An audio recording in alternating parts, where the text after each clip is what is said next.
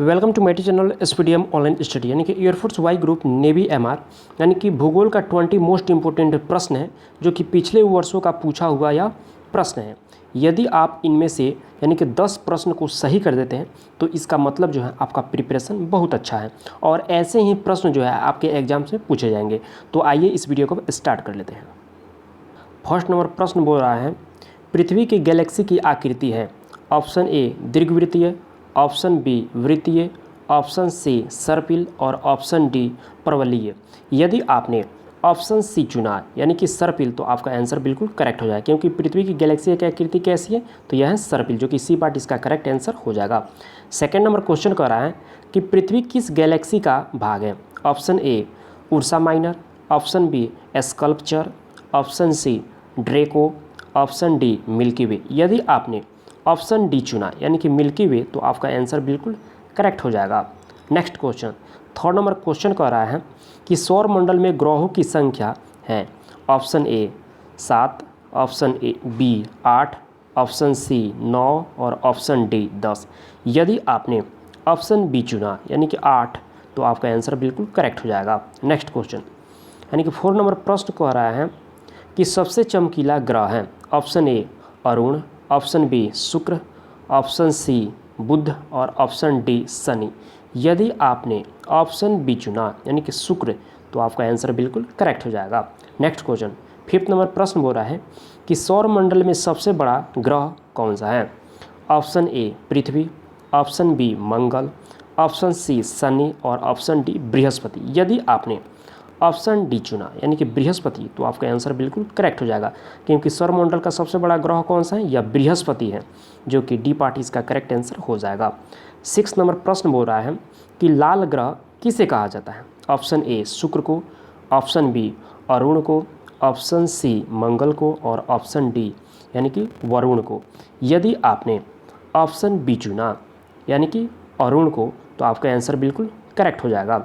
Next question 7 number प्रश्न कह रहा है पृथ्वी के सबसे निकट ग्रह कौन सा है। ऑप्शन ए मंगल, ऑप्शन बी शुक्र, ऑप्शन सी बुध और ऑप्शन डी चंद्रमा। यदि आपने ऑप्शन बी चुना यानी कि शुक्र तो आपका आंसर बिल्कुल करेक्ट हो जाएगा, क्योंकि पृथ्वी के सबसे निकट यानी कि ग्रह कौन सा है तो यह शुक्र है, जो कि बी पार्ट इसका करेक्ट आंसर हो जाएगा। 8 नंबर प्रश्न बोल रहा है कि पृथ्वी का निकटतम तारा है। Option A Proxima Centauri, option B Sirius, option C Wolf और ऑप्शन डी लैलेंड। यदि आपने ऑप्शन ए चुना यानी कि प्रोक्सिमा सेंचुरी तो आपका आंसर बिल्कुल करेक्ट हो जाएगा, क्योंकि पृथ्वी का सबसे निकटतम तारा कौन सा है, या प्रोक्सिमा सेंचुरी, जो कि ए पार्ट इसका करेक्ट आंसर हो जाएगा। 9 नंबर प्रश्न बोल रहा है कि सूर्य से सबसे दूर स्थित ग्रह कौन सा है।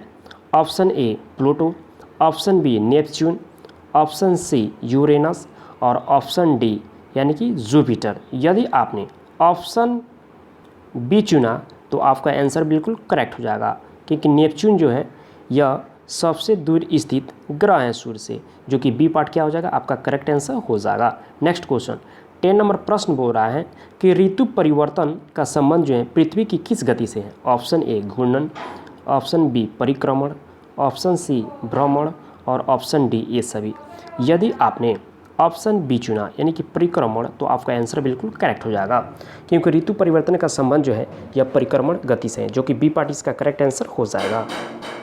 11 नंबर प्रश्न बोल रहा है कि किस गति के कारण जो है पृथ्वी पर दिन और रात यानी कि दिन और रात होते हैं। ऑप्शन ए घूर्णन, ऑप्शन बी परिक्रमण, ऑप्शन डी गुरुत्वाकर्षण और ऑप्शन डी ये सभी। यदि आपने ऑप्शन ए चुना यानी कि घूर्णन गति के कारण तो आपका आंसर बिल्कुल करेक्ट हो जाएगा, क्योंकि पृथ्वी पर दिन और रात जो है यह पृथ्वी के घूर्णन गति के कारण होता है, जो कि ए पार्ट क्या हो जाएगा इसका करेक्ट आंसर हो जाएगा।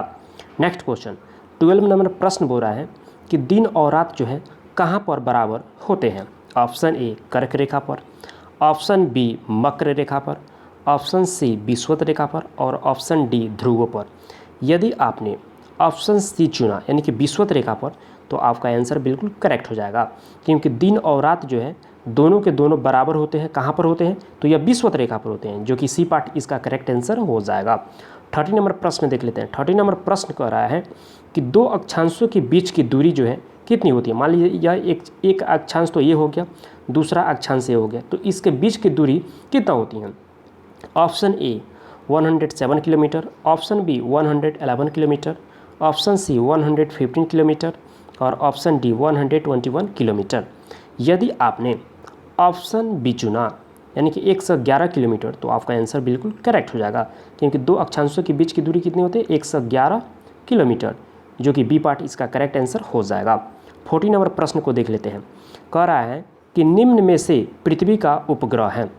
ऑप्शन ए चंद्रमा, option B Ganymede, option C Phobos और ऑप्शन डी डेमोस। यदि आपने ऑप्शन ए चुना यानी कि चंद्रमा तो आपका आंसर बिल्कुल करेक्ट हो जाएगा। नेक्स्ट क्वेश्चन 50 नंबर प्रश्न बोल रहा है कि निम्न में से किस तिथि को दिन और रात जो है बराबर होते हैं, यानी कि कौन सा तिथि होता है जिस दिन दिन और रात बराबर होते हैं।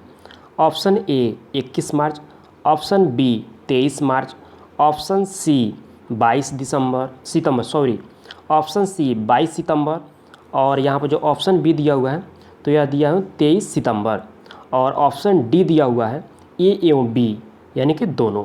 यदि आपने ऑप्शन डी चुना यानी कि ए एवं बी तो आपका आंसर बिल्कुल करेक्ट हो जाएगा, क्योंकि दिन और रात किस तिथि को होता है बराबर, तो 21 मार्च और 23 सितंबर यानी कि इन दोनों दिन जो है दिन और रात जो है दोनों के दोनों बराबर होते हैं, जो कि क्या हो जाएगा डी पार्ट आपका करेक्ट आंसर हो जाएगा।